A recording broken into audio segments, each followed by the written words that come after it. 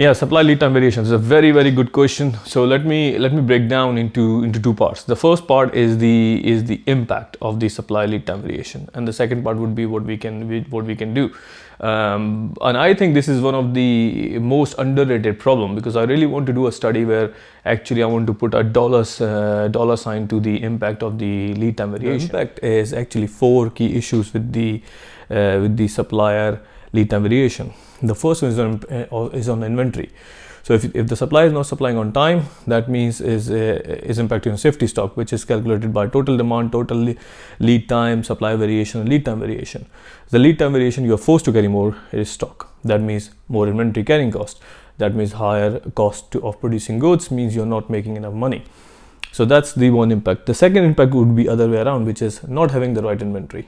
Right, that means raw material is not there, which causes production delays or production stoppages. That means people are either producing goods which they should not produce, or there is idle capital of machines sitting doing nothing. Again, your fixed cost is getting high. So production stoppages is the second one. The third one is you don't have the right inventory to supply to your customers. That means a loss of sales, loss of revenue, which leads to sometime the fourth one, which is a loss of market share.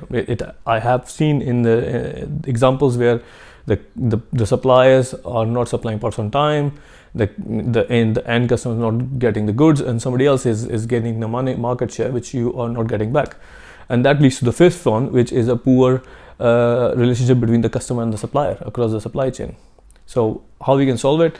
I think I see the issues from 2 angles. One is a more reactive supply development, which is you have a right KPI, you measure the on-time delivery, you measure the total lead time, and tell them how to improve it. You don't get involved, right?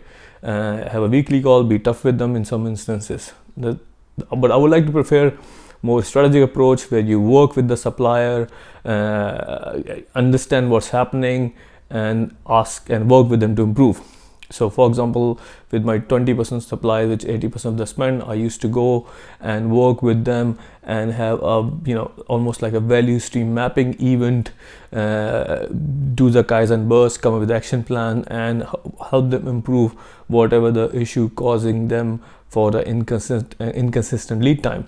And that also helps to build the relationship and the long-term sustainable performance from the supplier. So you can mix both. I'm not saying they are mutually exclusive. You can both reactive approach and a strategic approach, depending on your resources you have and the relationship with your suppliers. If you like the content of this video, please press the subscribe button and visit scmdojo.com/guides.